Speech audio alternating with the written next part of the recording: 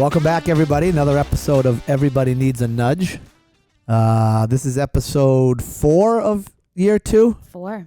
We never really had a break from year 1 to year 2, though, did we? Maybe like a week, year 2. Unofficial Christmas Yeah. break? Yeah. New year, new season. Yeah, new year, new season. Same outfits, though. Same outfits. Somebody commented on the last one, said nice quarter zip. I know. So I wear the same thing. It's not the same clothes, but it's the same style. Yeah. Pretty basic. So this week's guest is Jared Sherman. Jared and I go way back. We played men's league hockey for, 10 years. A lot of championships. A lot of titles. We'll get into that. But before we get into that, I want to talk about what's been going on in my life and sort of what I've been doing lately. So do you remember the artist Bob Ross? Did we talk about this? Yes, I have a Bob Ross stuffed animal. No, you don't. I do. I won it at Canopy Lake. John won it. John's her husband. He's a state trooper. Okay. In case you didn't know that. I didn't. A non-listener. Jared's a non-listener to the podcast. Say hello, by the way, Jared. I may become a listener. You now. should. You have to. I mean, this seems like it's a pretty good podcast. Yeah. It's riveting stuff. I'm learning a lot. So Bob Ross. Do you remember Bob Ross? Of course I do. Yeah. Who can't? Who doesn't? I should say. He has his own television channel on Fubo. Fubo. Do you guys? Are you a cable guy or do you subscribe to like a streaming? Cable. So you're straight cable. Yep. Old school. Yeah, but I have Amazon and all the other stuff too. Yeah. So I got rid of cable. I disconnected. And I use Fubo. Fubu is the clothing. Fubo is the TV show. So, and he has his own television show, own television channel. It's his own channel. And they just play reruns of him painting. I watch it for like hours at night. It's like pure meditation. Oh my God, it's unbelievable. Soothing. Gentle clouds. Just tap the brush. Just tap the brush. You want to paint a tree? Just use the edge. Oh, here comes the tree. It's unbelievable. He comes up with some great stuff. He really does. And so I've been watching him. He chills me out at night. My kids watch it. I was in here with the office and I made Nick watch it and we sat silent for like 20 minutes. It's so sweet. Just the two of us watching Bob Ross. Amazing, right? So you got to watch Bob Ross. Now I have to get another subscription. Yeah. This is costing me money. Yeah. Fubo. That's today's Promotion? promotional sponsor is Fubo. I just sold a subscription. I made 11 cents on that deal. Amazing. 11 cents more than you had. That's right. See, she's like a ray of sunshine over here. How much a month does it just cost me? It just costs you $39.99, and you can never cancel. Right. So a little, just to give you a little education, we call her Root Beer. That's her nickname on the show. Her initials are A and W, so A and W Root Beer. Ooh. But did you go up on the South? Did you grow up on the South Shore? No, I was in Connecticut. Connecticut. We'll get into that. But I have a question for you. You now live on the South Shore. You live in Hanover. Correct. Commute to where? To Needham? Wellesley for work. I have this argument. What is the speed limit in the break? I shouldn't say speed limit. That's the wrong question. Is the speed limit like the left lane or is it like the right lane coming up Route 3? Meaning, is it a passing lane or is it just like a cruising lane? tends to be faster than the fast lane. Well, how do you see it? You get in that breakdown lane, you want to go. It's 80 miles an hour. Right. Immediately. I just hope no one's merging. Right. So that's my problem. These people, they go in the breakdown lane, then they go slow. Yeah, then you got to pass them 2 lanes over. Yeah, and that's now you look like you're Mario Andretti trying to drag race people, and then people get mad at you. They're flipping you off, but you're not the bad person. No, and you blend in because everyone else is doing it. Yeah, that's true. I know, but I get mad at the person in the breakdown lane, all they're really trying to do is like get off the highway. Well, yeah. Right? Well, they should. And you're like, look at this guy getting off his exit. How dare he? But he's got to look at his rearview mirror, see you coming, and wait. Right. You slow down and then let me go by, and then take your right. Yeah. So it's definitely his fault. 100%. That's not my fault. No. So I spent a little time on Instagram. Are you a social media guy at all?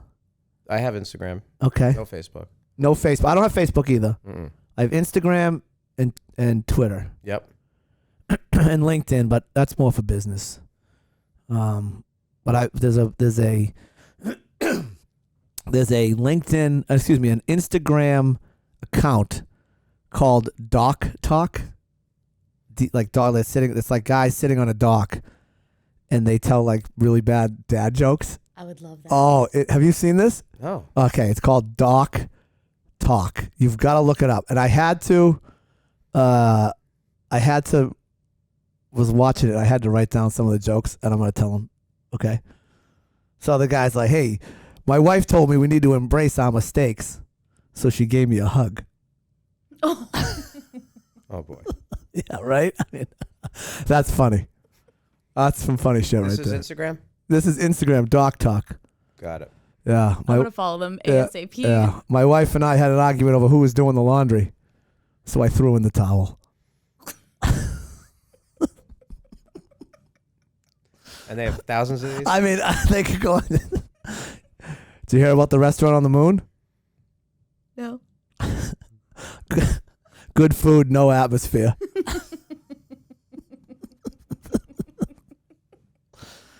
You know why the toilet's good at cards? It always gets a flush. Right? I mean, all day long I could watch this show. No, they got guys actually sitting on a dock in the There's lake. two guys, so they're sitting on a dock in chairs like this. They have like bathrobes on. They have like a fake cup of coffee, and what they're essentially trying to do is they're trying to trip the other one up to laugh. So they tell these jokes back and forth amongst each other. Well, because the more you tell them, the funnier. Yeah. You know, spent last night wondering where the sun went. Then it dawned on me. It'd be hard not to laugh. I mean, right? They're so absurd. They're so absurd. They are so absurd. Oh man, I'm writing a book on reverse psychology. Please don't buy it. All day, right? Bestseller. I mean, all day long. I'd be like, how many of these are yours and how many are actually Well, so from I it? was like, I could definitely be on this show, Yeah. but Who are you going to sit with? maybe you. No. You got to have a pretty quick wit. Nudge on location. Oh yeah. I'd only be on the receiving end of them. I couldn't say one. Wouldn't be fair. I love it. I like the laundry one. That's a good one. Yeah.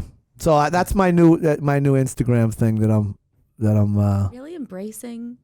social gram. media. Well, the Yeah. gram, yeah. Well, I'm trying to. Real estate market's picking up. You're not in real estate. What's your profession? Financial planning. Financial Money planning. management. Good. We can get in money management. We can talk about our new fund. We got a new fund coming up. Yep. We'll talk about that as it compares to other products that are out there. Not too much though, because that's boring shit. Nobody wants to hear it. Pays a nice return, though. It does. Yeah, and it pays our bills, Yeah. right? I mean, you were at 7%? We? Yeah. No, we're way higher than 7. I don't want to promise the world. Well, higher than 7. Not that much higher though. So we'll get it. So the real estate market's coming back. Springtime. It's been dead around here for the last couple of months in real estate. Nobody's buying, nobody's selling. So I'm getting phone calls now. Market's starting to pick up. Starting to see multiple offers in Boston again on condos, which is great. I think rates are going to be right where they should be. Probably land at about 5.5, and that's it. That's my market analysis, sponsored by Crowd Lending. Now on to more important and fun things. It's tryout season. You got kids playing hockey, right? One. Just one. Mm-hmm. So you don't really have the stresses of tryout season then, right? You kind of setting the team. We'll have to see. Yeah, I know. You don't want to, in case anybody's listening. Yeah. We have tens and tens of listeners too. So You don't want to divulge anything before you get out there. so and she's with Lovell, right? Winter Club. That's the arch enemy of the Breakers. No, they don't even play each Dun, other. dun. I know, but they're competing for the same person, Got it. right? You're a Hanover family, Hanover daughter, playing Advantage, which is in Hingham, versus playing Breakers, which is in Rockland and Kingston. Yeah. So they're arch Same enemies. pool. What's that? Same pool. of Same people. same pool of people. Same Yeah. pool of people. But she's been with the Lovell her whole life, right? Correct. She like it over there? Yeah. Yeah? And that new setup is kind of tough to peel away from. I know. I heard the bar over there is real nice. It's really nice. Good food? Very. Is all the bowling? Can you do all that? Is it's all operational? Yeah, you would like the golf simulator. Yeah, golf simulator. I play golf. There's 2 of those over there. Really? Yeah. And a bowling alley. Bowling alley, yeah. 3 rinks. 3 rinks. Restaurant. Tough to compete. Yeah, very nice bar. Great setup. Tons of televisions. And you can Watch watch any the game. games from the bar? The hockey games? The main rink you can see sitting at the bar. The other two, you'd have to move. You'd have to move. Just too far away. But can you sit inside warm, have a drink, and watch the games? Oh, yeah. Yeah, that's a nice And feature. then you can go outside. They have the stadium seating behind the nets on all 3 rinks. Nice. So you can sit up high and be out in the cold and hear it. Can you bring your drink out there? Oh, yeah. Oh, really? Yeah. But you can't bring it downstairs. So you Can't can get be off the glass. sitting in the bleachers in the rink with a drink. Correct. What a setup. I Yeah, know. It's great. It's great. Bring That- your checkbook, though, if you want to buy a drink. Oh, really? Oh, yeah. Oh, yeah. It's you leave for thinking You better go. Window. You better go invest someone that gets more than 7% if you want to drink over there. Yeah, it's like you broke a window walking out of there. Come on. Yeah. Well, I You mean, gotta pay the bills. and it's a captive audience. Yeah, right? you're there. You're there. What- Unless you want to walk out to go to TK's. Yeah, which you're not That's the doing. competition. No, you're there. Yeah, so you're there. So you'll pay $15 for a glass of wine or something, right? Easy. What do they get you for? $9 Like, for the high noons? $9 That's my go-to. for a can. Oh yeah. And for everybody out there, Jared is of drinking age. We do not promote underage drinking on this show. Nope. Okay, so. Certainly of age. All right, so let's get into it with Jared a little bit here. Jared, like I said, Jared and I went back. We played men's league hockey probably starting in 2010-ish. We didn't know each other before that. No. We were brought together by the joys of hockey, men's league hockey down at the Bog. But where did you grow up? Danbury, Connecticut. Where did Nick grow up? Somewhere near there. I think he grew up in Danbury. Is it Danbury? Everyone knows Danbury because of the federal prisons there. Oh, maybe that's why it's in my brain. Yeah, Was it a big? Did one that of have the a? housewives went there. Oh, It was the New Jersey. Teresa. Teresa was there. Ah, I love her. she went to Danbury. Yeah. She Is that would for go to is that for like Danbury. real bad people or is that white collar? No, white collar. That's a country club. Yeah, I mean, I've never went inside the walls there, but I haven't heard that it's too rough. Yeah. So I mean, prison's prison, right? Nobody wants to go. What did it have? Did it take up a big? Is Danbury a big town or a small town? It's a city. It's a city. Okay. So this wasn't like, you go up on Route 2. Yeah, Concord. outside the Concord. Rotary. Yeah, I mean that's like a monster. Did Yeah. Danbury look like that? Yeah, it's big. It's up on the hill overlooking the lake, and it's prime real estate. Really? Yeah. And they made it a prison. Oh, yeah.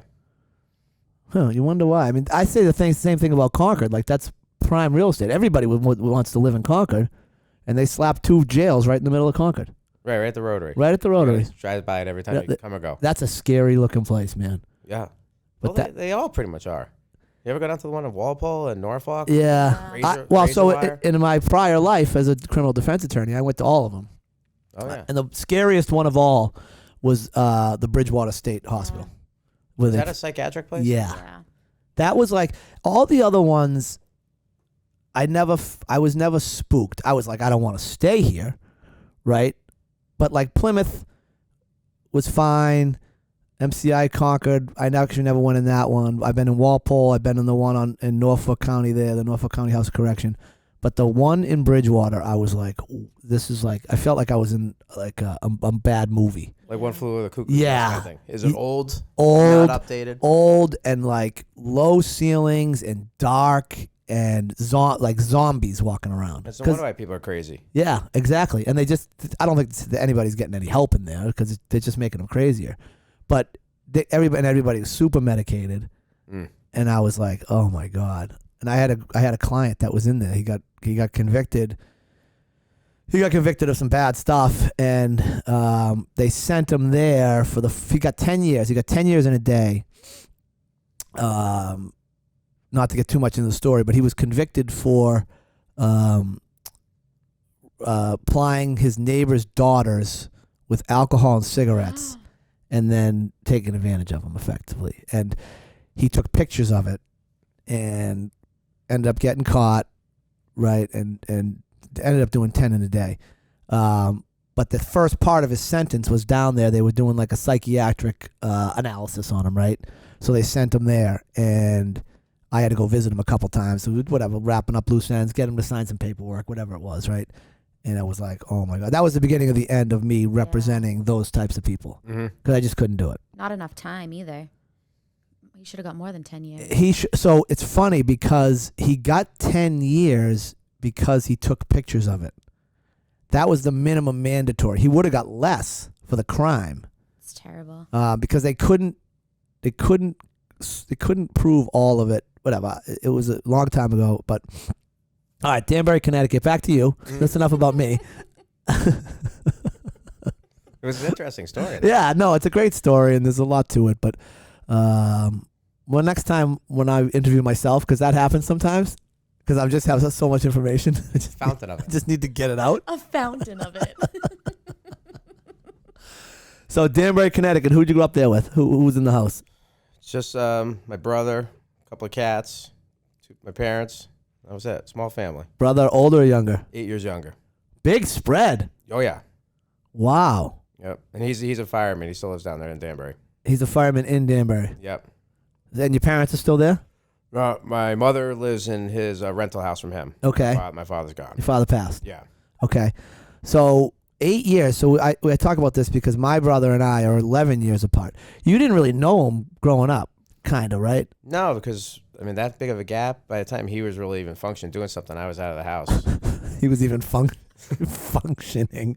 Like he wasn't a functioning person at 3 or 4 years old. That kid? Well, I mean, when he was 8, I was in prep school. I went away to school, so Yeah. After that, I didn't see him much. So you went away to prep school at what age? Must have been 15. As a freshman? No, I was a junior. Okay, so you did 2 years at Danbury High? No, Immaculate, which is a Catholic school. Okay.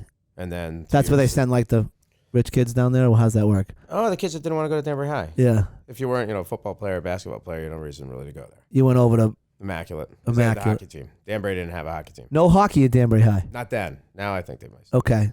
So you grow up playing hockey, obviously. Does your little brother play hockey? He did. Okay. Yeah. And you go to Immaculate for a couple of years. Yep. And you chose there because there was a hockey team there. Correct. So there's the nudge that sends you there. And then why do you go to prep school? Just for, better hockey. Better hockey. Yeah. So where did you go to prep school? Trinity Pauling in New York. Okay. It's good hockey. So they they always played Avon, Westminster. Yeah, they were in that schools. Yeah, they were in that league down there that those aren't technically ISL schools. No, it's Founders League. Yeah, but Founders League. But the same type. Yeah. They play in the playoffs. Yeah.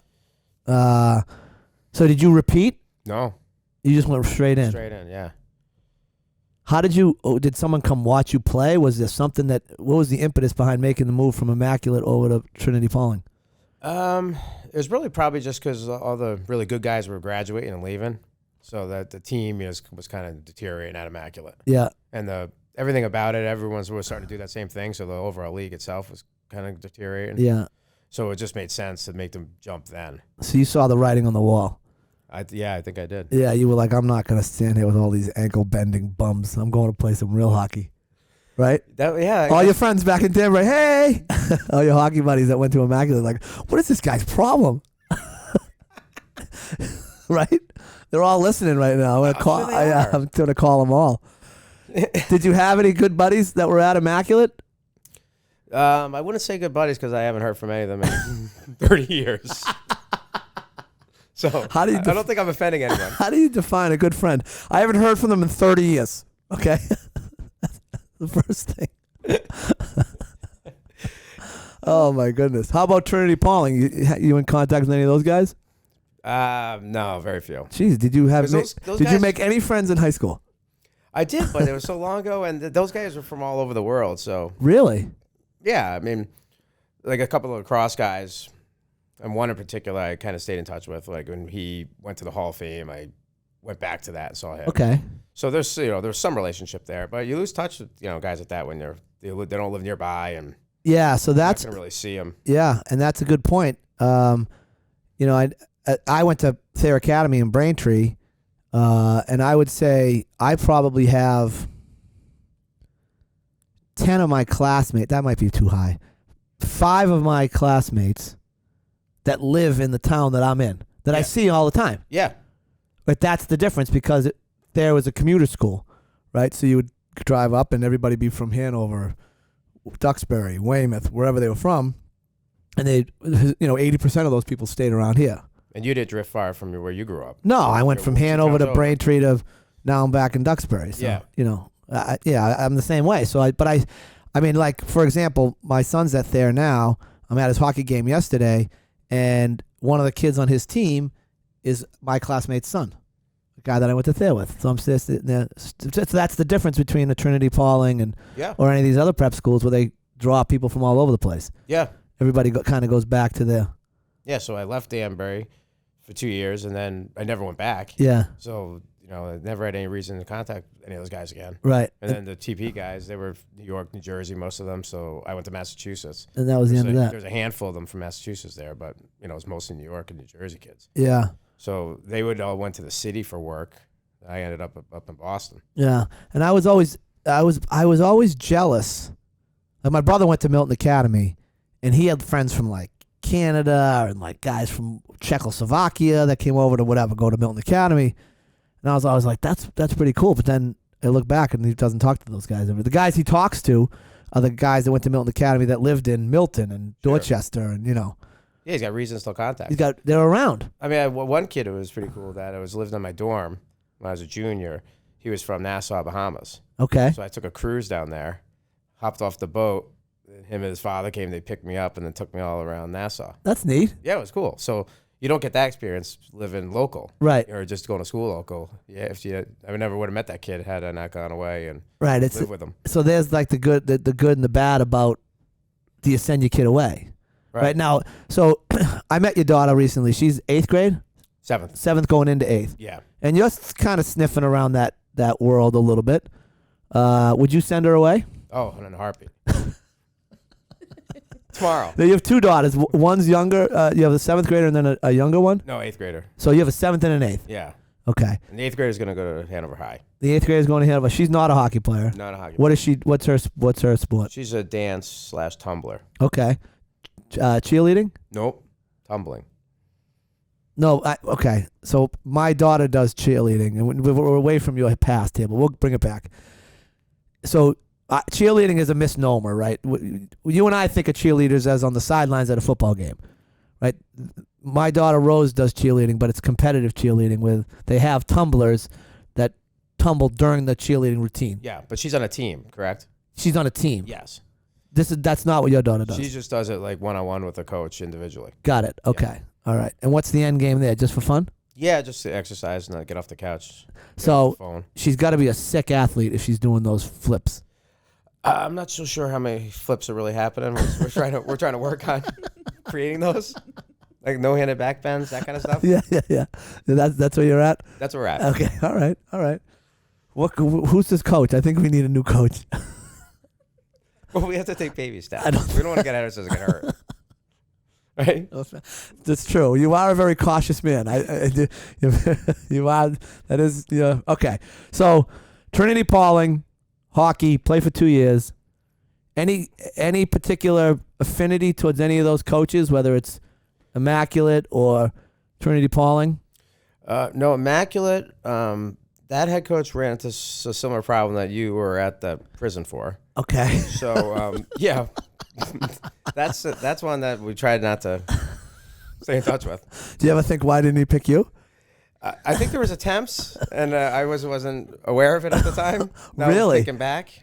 Oh, really? Yeah, like boat trips, like stuff like that. Really? Yeah. So He tried to groom you a little bit. I think they call it in that. that may have been what was going on. But you didn't. You weren't even aware. No. You just thought you were going on a boat ride. Correct. Yeah. Yeah. Crazy. Yeah. I mean, you look back and say, "Wow, that could have been close." No, it was close. Woo. Yeah. That could have been a disaster. Yeah. So, all right. So he was one of those ones he was buried by the church, and they pushed him around to different places. Was he a priest? Oh yeah. So the hockey coach was a priest. Yeah. Oh, I missed that because Immaculate Conception, is that the name of the school? Immaculate. Yeah, that's what it's from. Yeah, Immaculate High School. And Big Mary out front. Yeah. Hey, waving to you.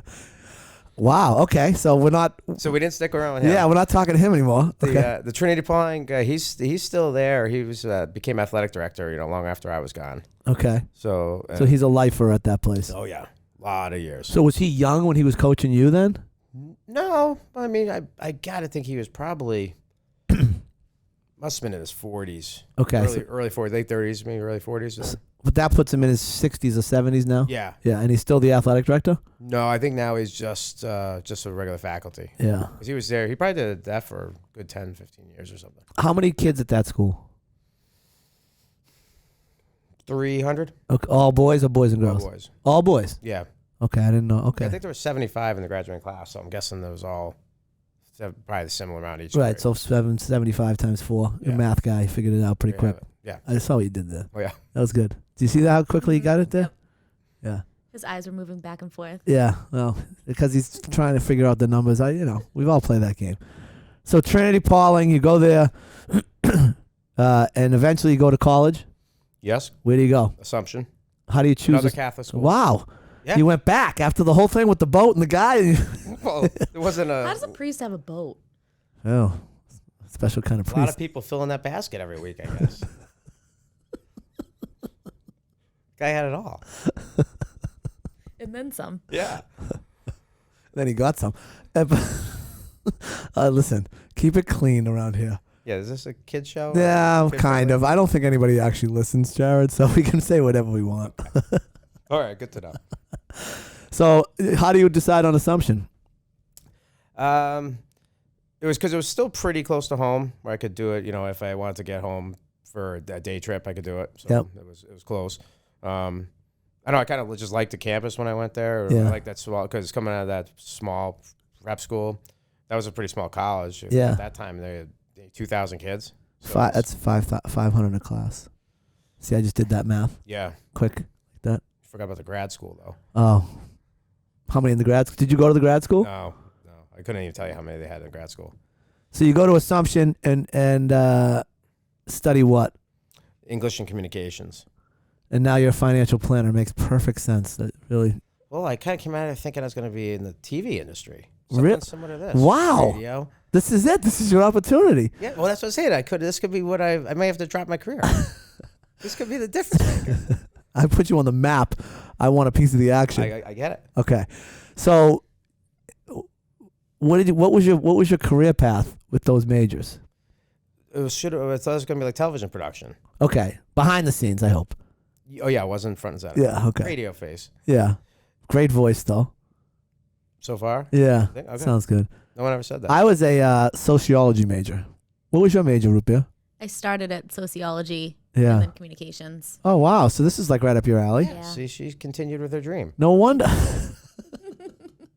No wonder why this show is so wonderfully produced. I mean, Where did you We go have to a college? professional. Westfield. Oh yeah, Westfield. State. I love people out of Westfield. Yeah. Lots of Like good people. actual people from Westfield? No, people that went to Westfield State. Okay. I don't know I was anybody gonna that say that. actually came from The Westfield. townies are Questionable. something.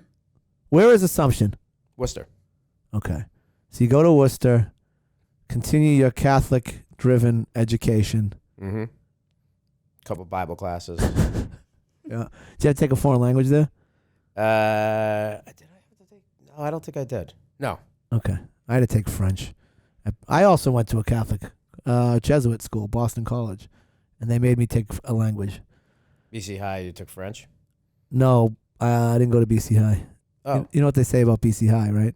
BC Low. Oh, Yeah, you were yeah. Thea the whole time. I was at so Thayer. Boston College. Thayer, then Boston College, and then Suffolk Law. But I had to take 2 years of French. I was supposed to take 2 years of French, but I lied and immediately signed up for French 2, and they let me slide because they didn't realize that I didn't test into the class until it was like almost halfway through the first semester. And they were like, well, if you pass this, then you're all set. You know, You got credit for French 1 by not taking it? correct. Oh, nice. That's Yeah. a power move. Yeah, total power move by me. Wow. Complete mistake. I only looked at the time, right? I saw French, 10 o'clock rather than French at 8 o'clock in the Yeah. morning. And I was like, well, I'm not taking French at 8. I'll take it at the 10 o'clock. It was French 2. I made it through the first semester, barely, scraped by, and then was like, I can't do this. This was my freshman year. I'm like, I'm going to fail this. If I take this course right now, I'm going to fail. And I didn't take it again until my senior spring. And I have like an advisor or whatever. He called me. He's like, you've got to take French senior spring or you're not going to graduate. And it's like, well, okay, I guess I'll have to take it. So it was 8 o'clock in the morning, my senior spring. I hadn't spoken French in 2.5 years, and it was French 2. And I made it through because the guy felt bad for me. Yeah, they got to move you on. Well, all he said was, let's just show up. Yeah, they can't. That was his only thing. Like, don't embarrass me. right. Show up to class. I won't call on you. Just be. You have to be here. That's your penance. That's your penance for screwing around with the system. So I remember we did. The end of the year we had a like a verbal test, which is a teacher, another student, and me. Right. So they were talking back and forth, and all I said the whole time was "we" or "no." We?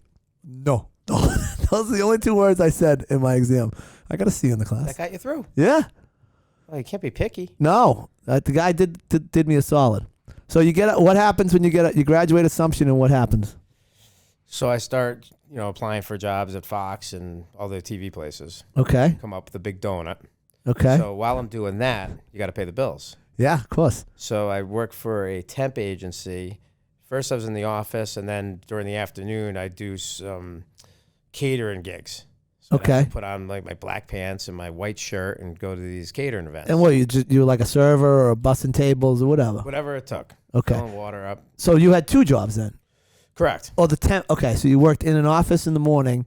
And then I would do those jobs. It would be the temp jobs. Okay. They'd be filling these jobs for these, catering gigs. Got it. Okay. That was what the temps were for. Okay, so you were filling the jobs and you would slot yourself in. Correct. Got it. Okay. Correct. So you were double dipping. Correct. Yeah. But they needed it. It wasn't like Right. I was stepping on anybody's toes. Got it. Okay. And then their biggest gig was they had the luxury boxes at Fleet Center. Okay. So what's interesting was that was a good gig because you could be there for all the games. Yep. Bringing beers and booze and stuff to the fridge, right to the luxury boxes, bring all sorts of different foods in there. Yeah. And then, peeking your head in and watching the game. Right. Because you're there. Yeah. So we did that for probably a couple of years, and I stumbled into the Fidelity luxury box Okay. with 3 cases of beer. Okay. I'm like, these guys must be heavy hitters. Yeah. 3 cases of beer. Yeah. At $14 a beer or whatever it was. Back then I think it was like $75 for a case of canned buds or something. Right. Imagine that. It's outrageous. You could buy it on the street for $19.95 back then, right? Yeah. Or something. Yeah. So I walk in and I see 2 guys that were on the Assumption hockey team when I was a freshman. They were seniors. Okay. So I'm filling the fridge. Now, did you play hockey at Assumption? Yeah. Oh, you did? Yeah. Oh, all 4 years? No, freshman, sophomore. Freshman, sophomore. Okay, let's back up then. So what, because this is always interesting to me. You go there. Obviously, the goal coming out of Trinity Pauling, and one of the reasons you went there was for hockey. You kind of accomplished that goal to play at the next level at Assumption, right? Yep. You get there. Yep. And what happens that it only lasts 2 years?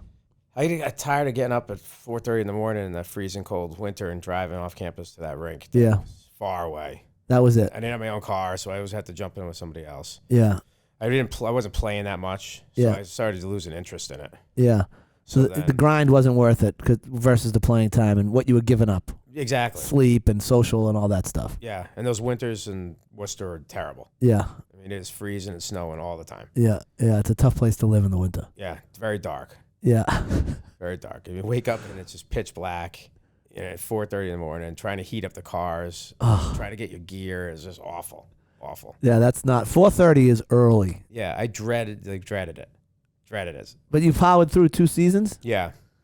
and then did you have to have a conversation with the coach that you weren't coming back your 3rd year, or was it kind of like, hey? I just said, I'm just hanging them up. Yeah. Done. Until I'm a Grizzly. We'll get into you being a Grizzly. Did he give you any pushback, or was he like, hey, see ya? No, he was just like, yeah, do what you want to do. Yeah. You got to do what's right.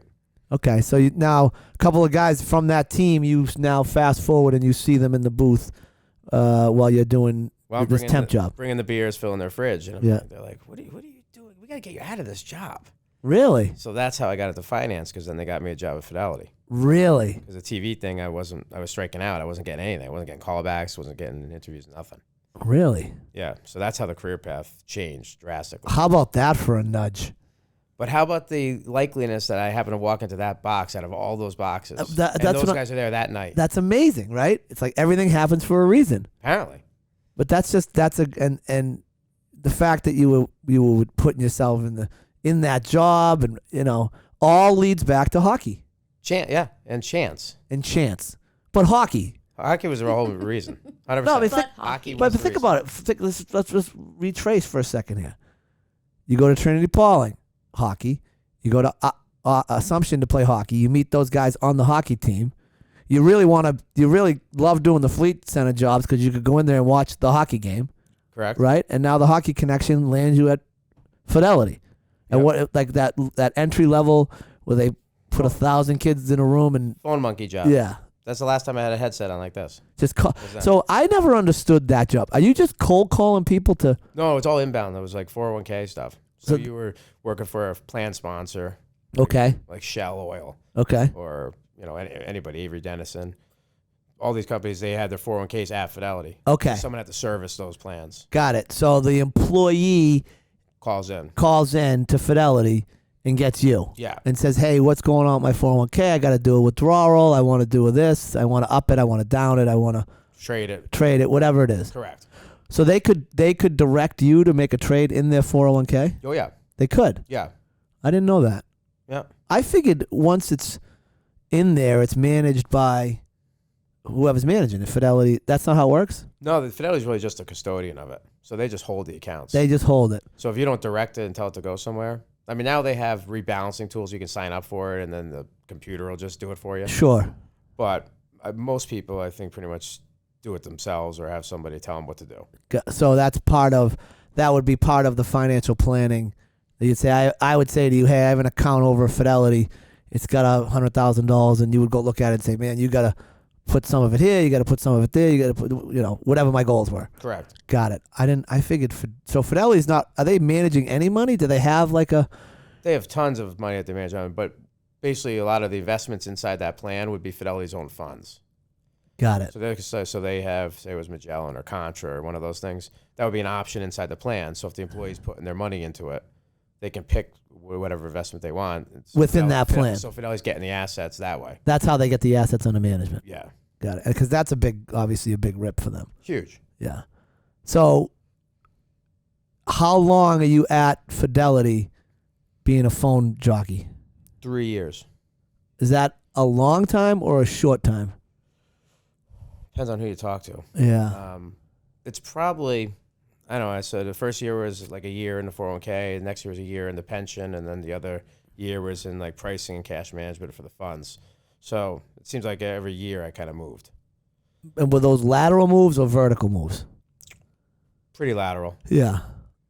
Yeah, I'd say lateral. I don't think there was much of a pay difference from the first to the end. Got it. Other than just cost of living bumps that you got Okay. as you went along. Yeah. So that's a training ground, though, right? For that. I mean, a lot of guys start there, and the lifers end up there for whatever their life. Yeah. But it seems to me like there's stepping stones. Like if you're there for 3 years, you end up staying. If you're there past 3, you end up staying for 10. Yeah, it very well could be. I mean, they grind you pretty hard. Yeah. But there's a lot of people that I worked with that still are there. They're still there. Yeah. They're 25 years later or 20 years Yeah. later. Yeah, because it was a good place to work. Yeah. Is it still a good place to work?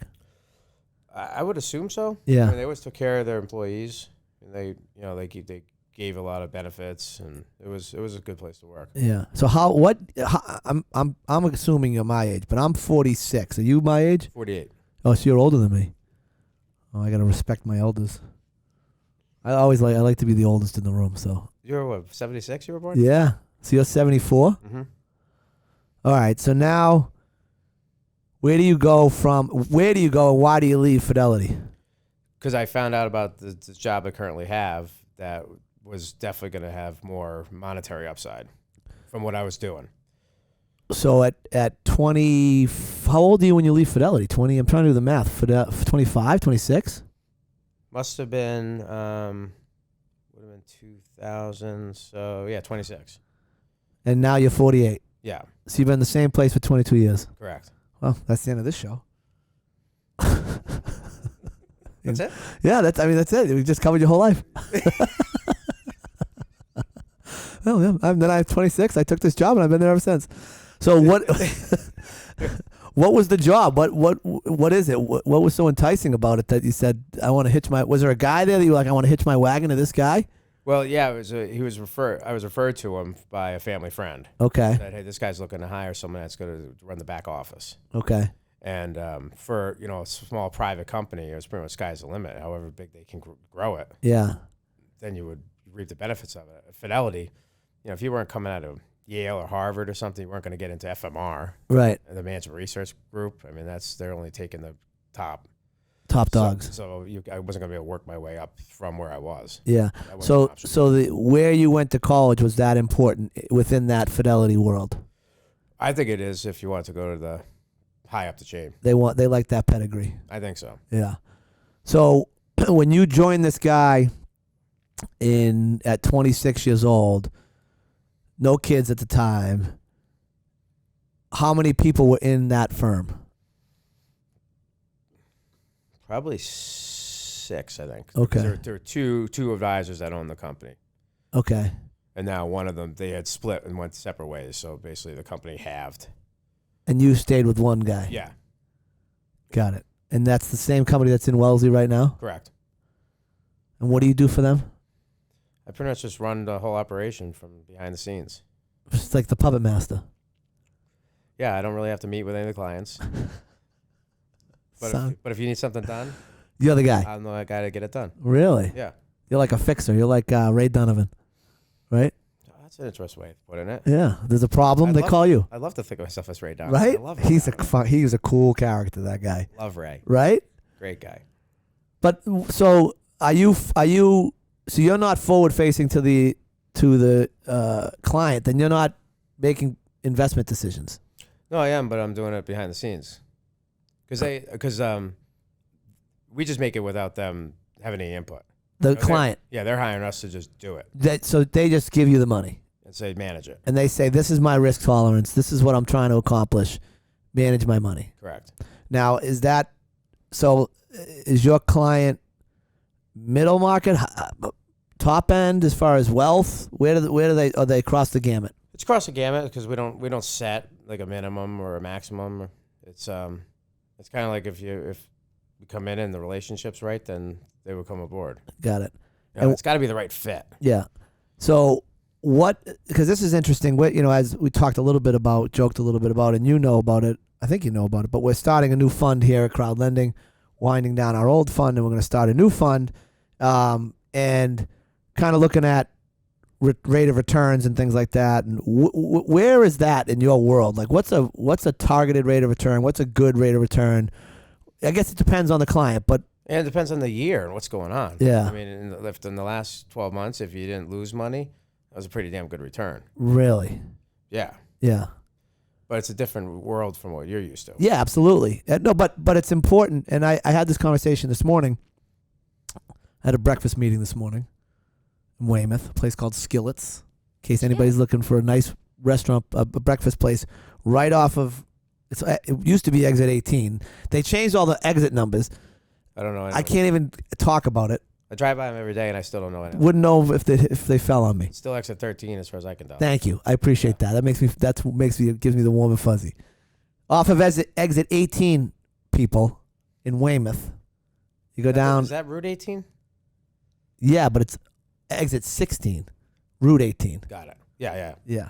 Jeez, look at that. See, I'm so they got me all confused with the numbers. What a ridiculous thing they did. I know, but they needed federal money. Money makes the world go round. But maybe if they didn't have to replace every single sign and then tell you what the old one was, they wouldn't have needed any money. Right? I mean, what a ridiculous thing to do.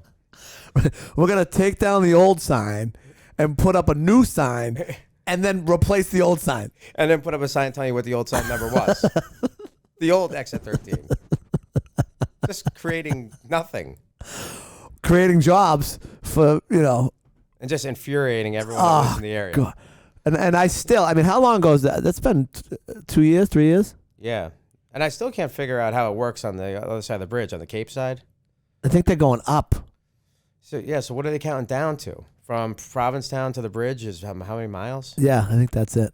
I couldn't get it to work. No, and I still say old exit 16 or old exit. I'll meet you off the old exit. Anyway, Skillets for all your breakfast needs. All right, that's the sponsor. I just did the sponsor. Okay. All I'm right. gonna try it out. What'd you get? Eggs Benedict. Ham? Yeah, the traditional. Yeah, good one. Yeah, I don't screw around with Eggs Benedict. Yeah. If it's they wouldn't be called Eggs Benedict if it doesn't have the ham. It's called something else, right? Eggs Benedict is ham, egg, and the hollandaise sauce. Yeah, I don't know what they call the other ones. If They call them something else. They call them like Eggs Benedict with sausage, Eggs Benedict. Lobster Benny. Yeah, I think it's the hollandaise sauce that makes gives it the Benny. Benedict. Yeah. Oh, that's a good point. Well, we'll have to let's write that down on corrections for next week. We'll talk about I'm gonna check out Skillets and see for myself. yeah skillets. Anyway, I don't even know what were we talking about before we got on skillets. I was at a breakfast meeting. Yeah. Oh, and I was talking to a guy that I talked to about business, and and I essentially said, one of the questions that I get asked a lot when we were out raising capital for crowd lending was, well, how does it compare to this or that, right? Whatever, what I can make in the market, or what I can make in an equity deal, or what can I make in a X, whatever. Put it on there, a startup.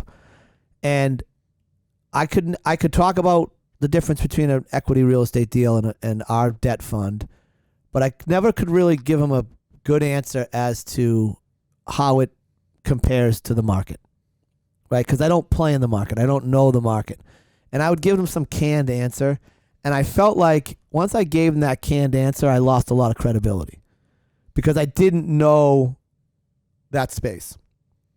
And I would try to be honest with him and say, guys, I'm not in that space. I can tell you what this money will make you, and then you go ask your financial advisor how that compares or how to rebalance your whole portfolio because you want to put, $1 million with crowd lending. That's a question for Jared Sherman, not Dan Nigerian. But if they don't really correlate with each other, I don't see. It's kind of a loaded question. That's the other thing that I would always say. What's the word they use? It's unrelated or what do they use when something's not tied to the market? Uncorrelated. Is that the word? I would say so, yeah. Okay. Well, uncorrelated. So, but at the same time, that person wants to say, okay, well, I have $500,000.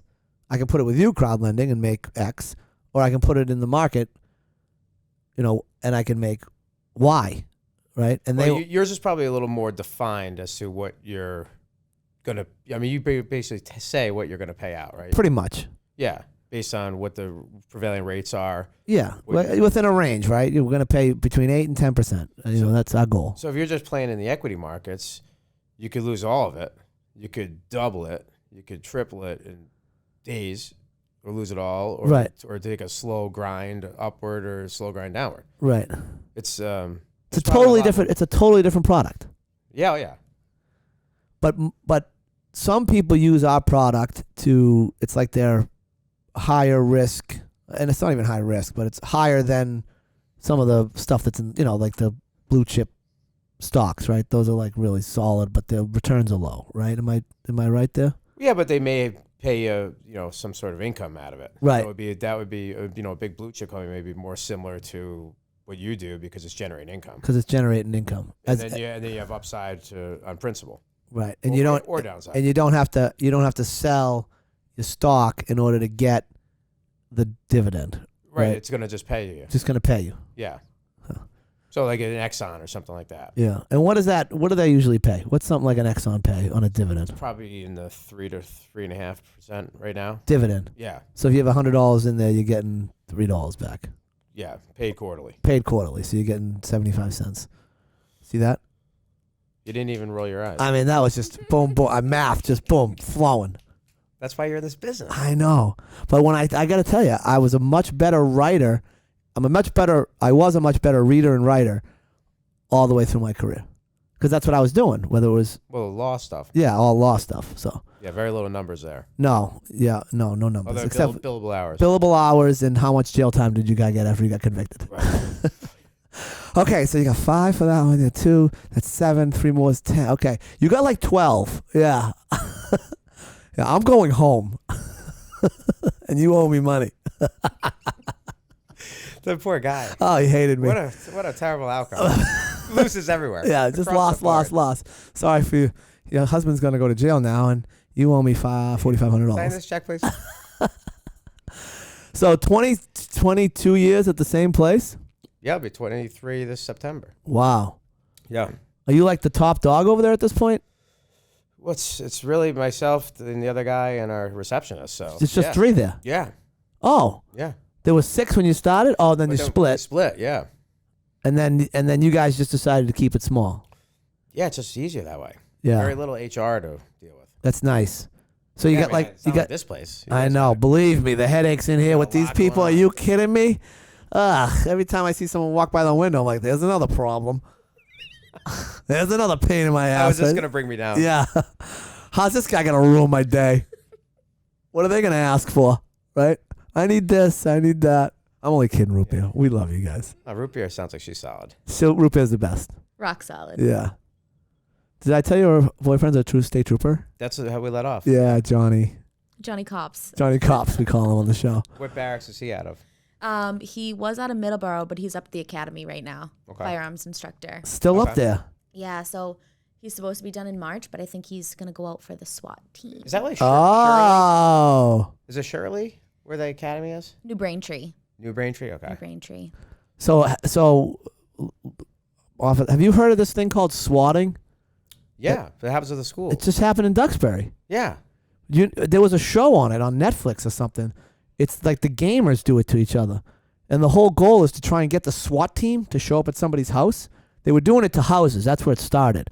So like if you and I were playing, I don't know, I don't even know what they play, Fortnite or whatever they play, right?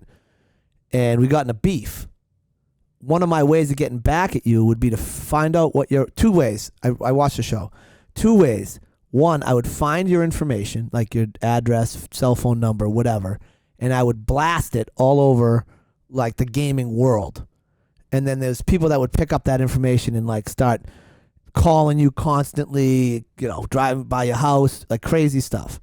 And then it morphed into this thing called swatting, where they would get your address, they would call the police, and they would say, the person living at 123 Main Street has AK-47s, they've got bombs, they've got this, they've got that, they've got this, with the whole goal of trying to get the SWAT team to show up at your house. That's so terrible. And that's where the name swatting comes That's from. where the name swatting comes from. Never knew that. So could you imagine you're sitting there, probably with headphones like this on, playing your video games, and all of a sudden the SWAT team comes in through the front and the back door? Yeah. Unbelievable. And you have no idea. No idea. And they're like, put your gun point down. I mean, that's some scary stuff. So how long has that been going on for before we just found out that it's mainstream? I mean, I watched that show, had to be 2 years ago. That's terrible. But it was in the game. It was the way the I forget what show it was, and I'll get you for the next show, our next show. But it was within the gaming world. It was like, that's how I was going to get back at you for you killed me playing Call of Duty. Call of Duty. Yeah. There you go. Wild retaliation. Yeah. And all the guys that have to get suited up and show up and think that they're walking in. Think on about this, and then they see a kid playing video games. their heart rate is up. I mean, Yeah. think about how quickly that could go south. Right. Right. Oh, an accident. On accident, right? The kid is reaching for his water, Gatorade, because he doesn't think, and then the guy thinks it's a gun, and boom, blows him away. Or he's playing the video game, you hear gunshots. Right. I think most of them wear headsets because they probably live with their parents, Right. so they don't want mom and dad to hear the Right. gunshots. So Still no good's coming of that. no, it's not, and it just happened in Duxbury. Duxbury had to go into lockdown on Tuesday. Was it every school or just the middle school? It was every school, so high school, everything. And I guess there was like hundreds of cops there. In Duxbury High, they have like a main corridor. They call it Main Street, and I guess cops were like running up and down Main Street with guns out, guns drawn, ready to go. Not knowing what they're even looking for. Not knowing what they're even looking for. And I wonder how they got alerted to it. That it was a SWAT. Well, yeah. Well, how it came about. Does a call get called to the police sergeant and say, "Is there something going on at Duxbury High?" Like that's the setup. The setup is the guy called and said, "I'm outside of Duxbury High. I'm about to attack it," Got it. and that sent the cops. Got it. That So sent the he's- SWAT. So some person called the police department directly, That's right. and they still haven't found out who it was. They haven't, and I guess he did it to the Middlesex school in Concord and like 4 or 5 schools on the North Shore. Same person. Well, I can't say that, but So, swatting. I don't know why that came up. Oh, because Johnny's going to SWAT team. SWAT school. So now what? You're gonna have a kid in high school next year. Yep. One kid on his way to high school. You just kind of ride it out with this firm and off into retirement. Yeah, I got no reason to change anything. Yeah. I mean, look, I can just up and come here Right. at a drop of a hat. Throw a T-shirt on and be on a podcast. Lunch last week, and look at me now. I know. Everything happens for a reason. Back into communications. I mean, if this goes well, maybe I will have a career change. You could have just jinxed me. This maybe I'm the nudge. Wait till Dave hears this one. Hey, I'm leaving. My buddy got me into broadcasting. What are you broadcasting? His podcast. It's a hit. You gotta listen. He actually listened to Luke's this morning. Did he? Yeah. What did he say? I don't know. I had to leave. To come here? Yeah. Lukey's was good. Lukey's was good. I love him. Well, Jared, I appreciate you. Well, so I want you to tell, Jared, you got to tell one story, and then we'll go. So Jared and I played hockey together for 10 years. Played on a team called the Grizzlies. When Jared was already on the team when I joined, right? Yeah. I mean, you want me to just divulge how this thing really came about? Yeah, let's finish with that. Yeah. Okay. So the Grizzlies, when I was on the team prior to Dan showing up, we weren't very good. We weren't very competitive in this league. And you know Dan pretty well, I'm assuming. He's kind of a competitive guy. Yeah. He doesn't tolerate losing very well.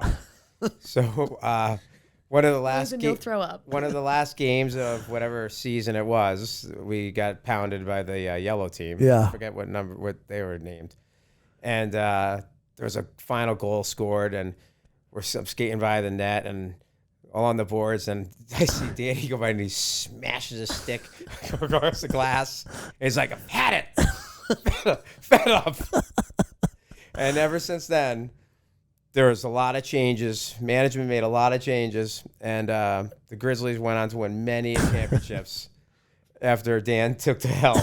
It was like a whole new sheriff was in town after you had it.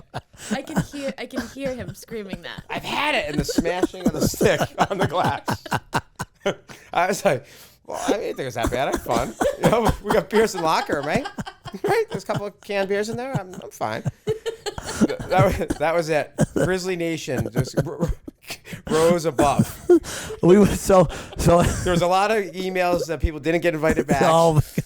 There was a lot of new blood brought in. Yeah, people showing up that then got sent away. But so we go on and we win. I don't know 5 or 6 straight titles in this league, and then everybody else in the league quit because we were too good. It was like, thank God COVID showed up, and the league died, never to be seen again, because no one could beat us. Oh, that was classic. Unbelievable. So fun. So that's how and now here we sit. So that's like so once fun. again, hockey, all the nudges that hockey brings. So great. Well, Jared, thanks for coming on. I appreciate it. Oh, thanks for having me. I hope you had fun. Great. Yeah, it's a lot of fun. It's cathartic. So fun. Get to think about where you come from. Root Beer did another great job producing this one. Is that what you are, the producer? Yeah. Yeah. Executive producer or just regular producer? I'll say executive producer. That sounds better. Right. Yeah. From an HR standpoint. When we hire you, executive. you can be her assistant to the producer. Okay. All right. Oh, yeah. I want to be behind the scenes. Perfect. All right. Well, thanks everybody for listening. As you know, if you have anything, you need anything, got any concerns, just give me a call because everybody needs a nudge. Thanks, guys. Thanks, Jared.